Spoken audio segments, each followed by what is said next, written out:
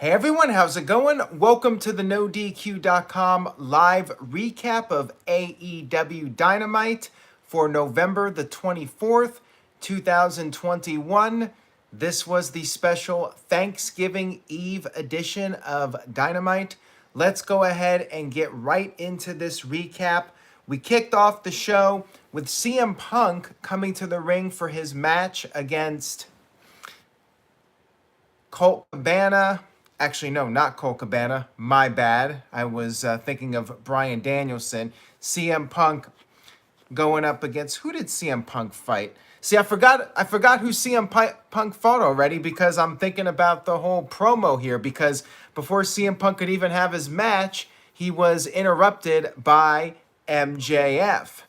MJF came to the ring. This was in Chicago, sold out crowd. Crowd was chanting asshole at MJF. And these guys went back and forth for about 20 minutes. A promo battle for the ages. That's all I'm going to say. It was something else. You really need to go out of your way to watch it. If you did not see it, I highly recommend it. Anyways, let's talk about what they said in this promo battle. You had MJF calling him Punky Brewster, talking about how CM Punk took his ball and went home like a little bitch 7 years ago. Said that the pipe bomb was CM Punk's greatest moment, but every MJF moment is the best moment. And he's not a one-trick pony like CM Punk. He said that he respects CM Punk for being straight edge, but with a face like CM Punk, MJF said that he would be drinking alcohol. He would be drinking whiskey nonstop. And he said that CM Punk looks like a meth head. CM Punk never listed MJF as a potential opponent. When CM Punk was doing all the interviews, CM Punk never brought up MJF. And MJF said that that's because CM Punk is scared of him, and said he is going to verbally finish CM Punk quicker than CM Punk's UFC career. And he said that while CM Punk drops pipe bombs, MJF, he drops nukes. CM Punk got on the mic and responded to this, and he thought that MJF stood for my jealous fan. He said the last thing he wanted to do was feed MJF's ego. And he said that last week he shut MJF up without even having to say a word.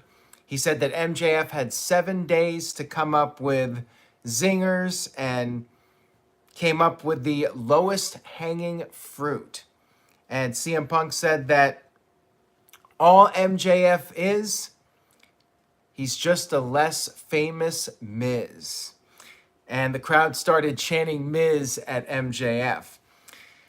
MJF had a response for CM Punk. He said that CM Punk is nothing more than just nostalgia.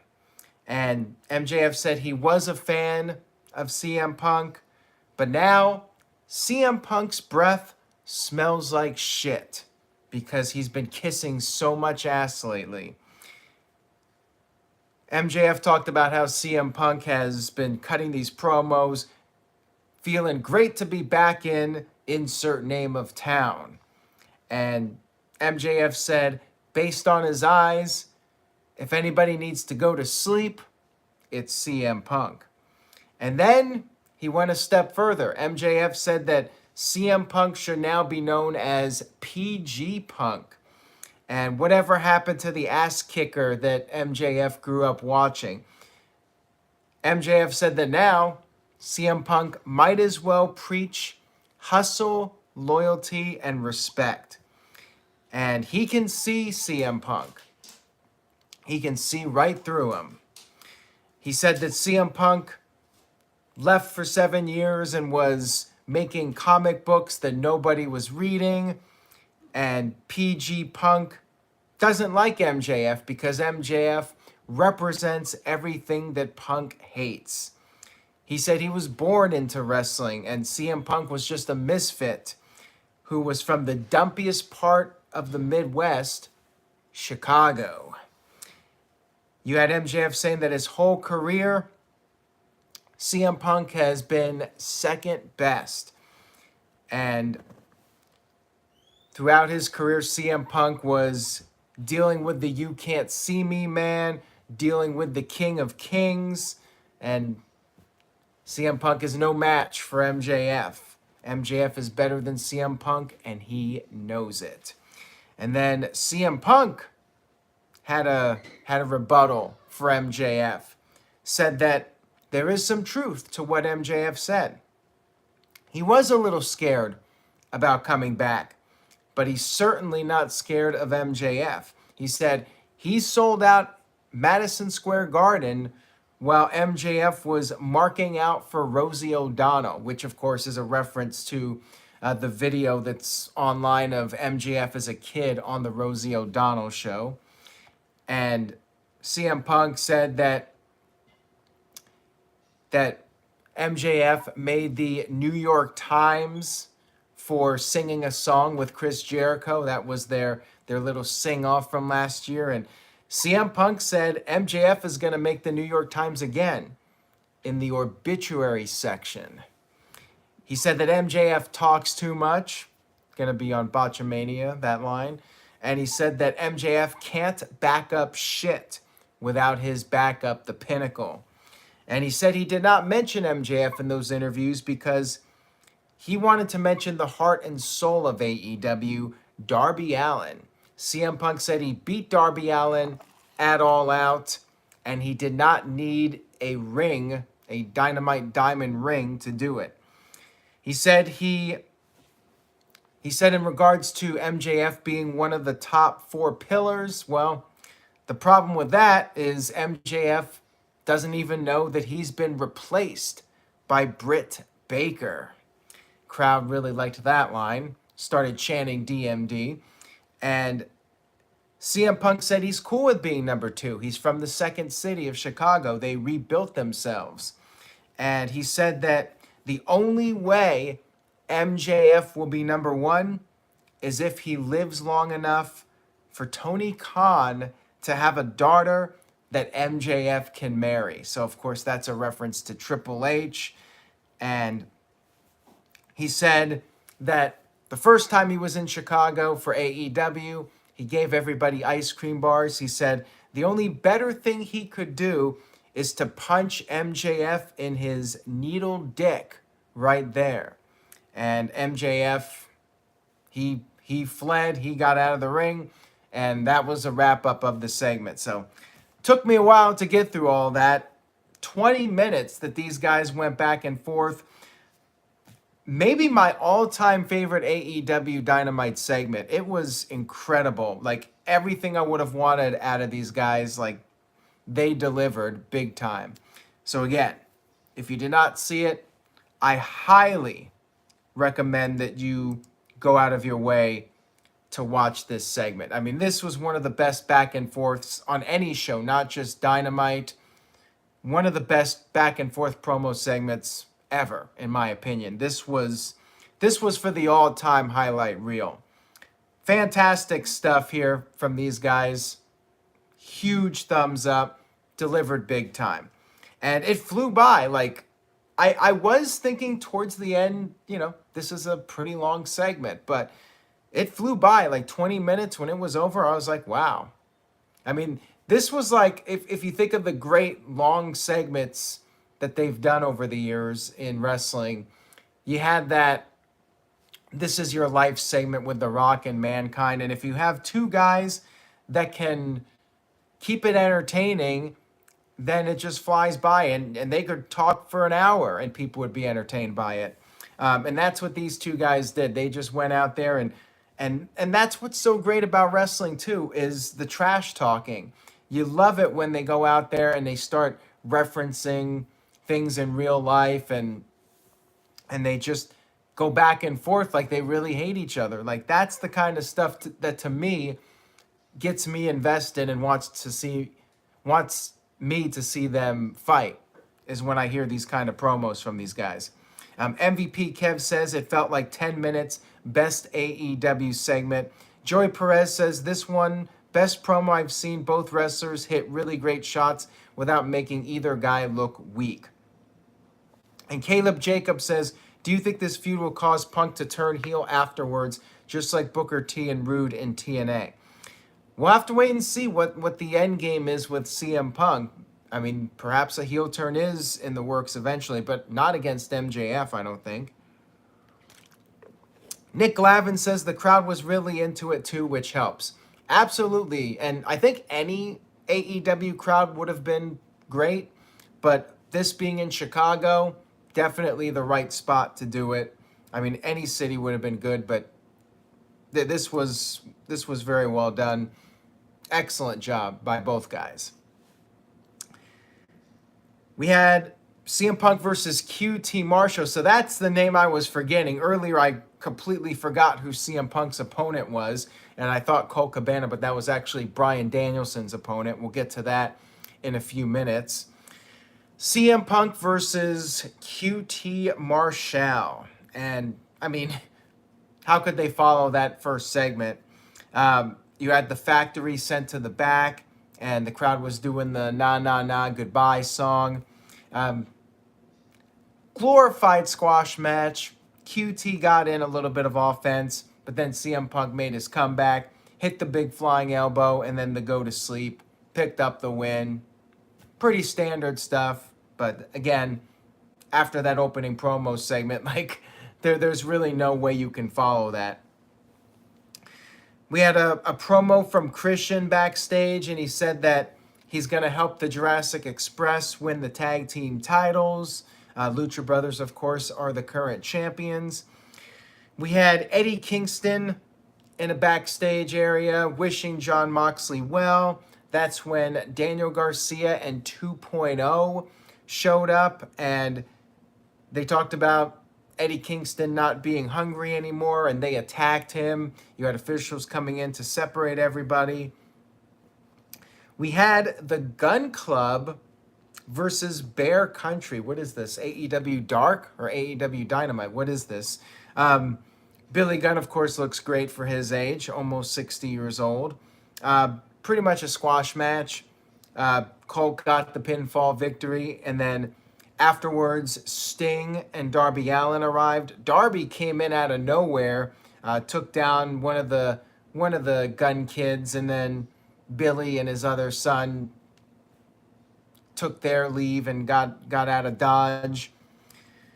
And this is basically Darby Allin's rebound feud after losing to CM Punk and MJF on pay-per-views. You gotta get him back to where he was, get some momentum going for him, and that's really what this was about.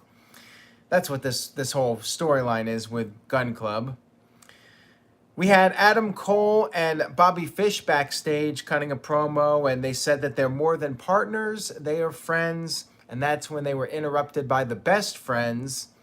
Adam Cole started ripping into them, saying that, oh, Orange Cassidy is a terrible friend, and we did have a tag team match announced for this coming Friday's Black Friday Rampage.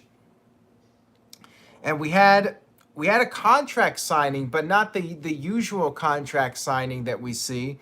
It was Team Taz signing Dante Martin to a contract. Leo Rush was there, and Taz said it's simply business. Leo said that it's a business they do not want to be part of. But then Dante actually signed the contract to join Team Taz, and he left with Team Taz. So poor Leo Rush left behind by Dante Martin. Guess we'll see where this goes next. We had Thunder Rosa up against Jamie Hayter in a TBS title tournament match. And this was a pretty good match here. I enjoyed it. Thunder Rosa definitely should be either the TBS champion or the TNT, or not the TNT, the women's champion. And back and forth match here between the two of them. They fought on the outside for a while. Thunder Rosa suplexed Hayter on the floor, but then Hayter sent Rosa into the ring post. Rosa made a comeback, hit a top rope drop kick, and they started trading blows back and forth. Rosa had the match won, but then Britt Baker and Rebel interfered. Rebel got on the apron. Britt Baker grabbed Rosa and then went for a super kick, but missed and hit Hayter. And then Britt got thrown into Rebel. Thunder Rosa picked up the victory. And then afterwards, Jamie Hayter, she had enough of Britt Baker. She walked out on Britt. So it looks like that union is dissolved, or maybe they'll bury the hatchet. I guess we'll have to wait and see. And backstage, 2.0 got confronted by Chris Jericho. Looks like Eddie Kingston might have a new partner to go up against 2.0. And we had a little Friendsgiving segment with Tony Schiavone, Britt Baker, and Rebel. And Tony said that he was thankful for the friendship with Britt Baker and Rebel. However, he had some bad news for them. At the All Out Battle Royal, Riho was actually not eliminated. So therefore, Riho will have a Black Friday deal where she will get a match with Britt Baker. And if she beats Britt Baker, she will get a future opportunity at the AEW Women's Championship. Next up, we had Bryan Danielson versus Colt Cabana. Colt Cabana, of course, a native of Chicago, and the crowd was just really into Colt Cabana. They were booing Bryan Danielson, as you would expect in this scenario. DJW sent in a $5 super chat. Thank you for that. I appreciate it. It says, I disagree, Aaron, my friend. Jade Cargill versus Ruby Soho in the finals. Thunder Rosa will chase the women's title. Well, maybe Britt does end up costing Thunder Rosa the title. Honestly, I do think Thunder Rosa should be going for the women's title and not the TBS title, because she won that match, the unsanctioned match, and granted that doesn't count, but I mean, I think that match is supposed to lead to the eventual rematch, and Thunder Rosa wins the women's title. So I said either one. Thunder Rosa should have a championship, but if it was my choice, I would go with the women's title, and maybe Britt Baker does screw her out of the title, the TBS title, of course. So anyways, Bryan Danielson versus Colt Cabana. Again, pretty much a glorified squash match. Colt got in some offense, did the Dusty Rhodes elbow, but then Bryan did what he said he was going to do. He kicked Colt's head in. He flexed. You know, he was doing a lot of taunts and getting the boos. He was milking the boos for all they were worth. And then he picked up the win by submission with the LeBell Lock. And he did not let go right away as he did on last week's show. After the match, we had Tony Schiavone talking to, I almost said Daniel Bryan, Bryan Danielson in the ring. And Bryan said that when he debuted in Chicago, he got a much different reaction. Is it him or is it the people? He said he's got one word to describe it: fickle. And he said that he heard that a few Dark Order members are from Atlanta. That's where Dynamite is going to be next week. And he said that he's going to kick some more heads in until he finally gets to the ultimate head kicking in, and that will be when he faces Hangman Adam Page. Right on cue, we had Adam Page show up, and this week he was in his wrestling gear. Last week he was not, and Bryan said he did not want to fight a guy who was not in his gear. This week, Page was in his gear, and he wanted the match for the title. Bryan said that he just had a match. He ain't going to do it. And he said that Page trying to call him out for a match when he already wrestled is not cowboy shit, but coward shit. Page said he's not leaving without a fight. He said he would even give Bryan the first shot. Bryan did take the first shot, but Page got the upper hand, went for the buckshot lariat. However, Bryan was able to escape. Really good segment here. I love the build-up so far with these two. And Bryan doing his heel stuff. It's just fantastic. Love Bryan as a heel. Mike B says JR called him Daniel Bryan. He probably did. Marcus the Entertainer sent in a $2 super chat. Thank you for that. I appreciate it. Says, I got Ruby over Rosa in the finals. And that very well could happen. I mean, I think for the integrity of the title and the tournament, you would want a clean finish in the final. So maybe if Rosa was going to get screwed over, she would get screwed over before that. But I could still see Britt Baker screwing her over in the finals, and then Thunder Rosa gets her title match against Britt Baker at Revolution almost a year after that unsanctioned match. But we'll see. All right, back to the show. We had our main event of the evening. We had Cody Rhodes along with the Death Triangle, Pac and the Lucha Brothers, up against Andrade, Malachi Black, almost called him Alistair, and FTR. Cody, of course, got a ton of boos. Crowd did not like Cody, and Cody took his weight belt, he threw it into the crowd, and they threw it right back at him. Death Triangle worked great together. This match was awesome. This was a great main event. Cody would tag in, he would get booed, and then when the bad guys, the bad guys worked over Cody, they were getting cheered like they were the baby faces.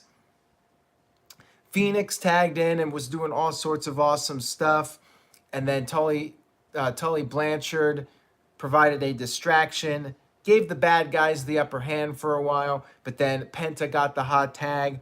Pac tagged in, did a big dive. Everybody started hitting big moves, but then Cody Rhodes kicked Pac by mistake, and that led to their downfall. We had everybody down. Arn Anderson and Tully Blanchard got in the ring. You know, this was a throwback to Starrcade when that was around Thanksgiving, so they wanted to play up on that tradition for that nostalgic moment. Arn Anderson and Tully Blanchard having a face-off. And then Jose, Andrade's guy, got in the ring, and they both punched him out, so Arn and Tully worked together to punch him out. Match continued, and Malachi Black spit some mist in Pac's face. Andrade took advantage of that, hit the hammerlock DDT, and picked up the win. Really fun main event, pretty much non-stop action. So much to keep up with, but really fun, exciting main event. Overall, another excellent Dynamite. AEW is on a roll right now. Like last week's show, I thought was great. And of course, the pay-per-view was fantastic. They had another home run this week. I give the show, I'm almost tempted to give it an A+. They had a couple squash matches in the middle, kind of slowed down a little bit, so I'm gonna go with an A. But that promo, CM Punk and MJF, A+ segment. I mean, that might have been my all-time favorite Dynamite segment to date. It was really brilliant. And the main event was awesome. So, I mean, Dynamite was a great show. Great show, A+, A, doesn't matter. Fantastic show from AEW. Looking at the poll results, wow, 88% A, or not A, 88% thumbs up, 2% thumbs down, 2% thumbs middle, and 8% didn't watch. And looking at the letter grades, a lot of A pluses in the chat room. Yeah, pretty much A's and A pluses across the board in the chat room. Mike Meara gives it a B, so he's one of the few B's, but pretty much everybody in the chat room is giving it an A. DJW sent in a $5 super chat. Thank you so much for that. Says, Malachi Black is the next and future TNT champion. You heard it here first. Well, I was definitely thinking him or Andrade, one of those two, eventually beating Sammy Guevara. And that's why I predicted them to win at Full Gear to build them up. But they did pick up the win here, and I could see one of them being in line for a TNT title opportunity. Definitely a lot of contenders to go up against Sammy Guevara at some point. And I could see it being him. Nick Glavin says the thumbs down people, their fingers slipped. Well, of course, you look on Twitter or Facebook, and there's always going to be those people that say, oh, they just made references to WWE again. That's all they do. And this was rare, though, like, mentioning John Cena, not by name, but making the references to Cena and Triple H. It really worked for this segment, I thought. And, it felt like these guys were really, really not liking each other. Marcus the Entertainer with a $5 super chat says, winter is coming, New Year's Smash, move to TBS, Battle of the Belts. If AEW can keep up the momentum, this could be a great end to the year. Absolutely. And I forgot to mention Battle of the Belts. They did confirm that. So I believe it's January 8th. They're going to have AEW Battle of the Belts. And that will be like a Clash of the Champions style show. Not sure if it's going to be 1 or 2 hours, but I presume that all the champions will be defending their titles. And there's plenty of time. I'm not sure when they're going to do the Bryan match. If they're going to save it, I don't know if they're going to save it for Revolution or not, or if they're going to do it at Winter is Coming. They could do it on the first TBS Dynamite. They could do it at Battle of the Belts. But a lot of big shows coming up for AEW. Great time for them. They're definitely keeping things hot, getting into the end of the year. And it's looking like a pretty awesome 2022 for AEW. So anyways, guys, thank you so much for tuning in. I hope you all have a fantastic Thanksgiving holiday and Black Friday weekend. Stay safe out there if you're going to hit the stores. Enjoy your time with your loved ones, your friends, whoever you're hanging out with. And if you're by yourself, hopefully you can make the most of that too. Take care, everybody. I will see you all next time.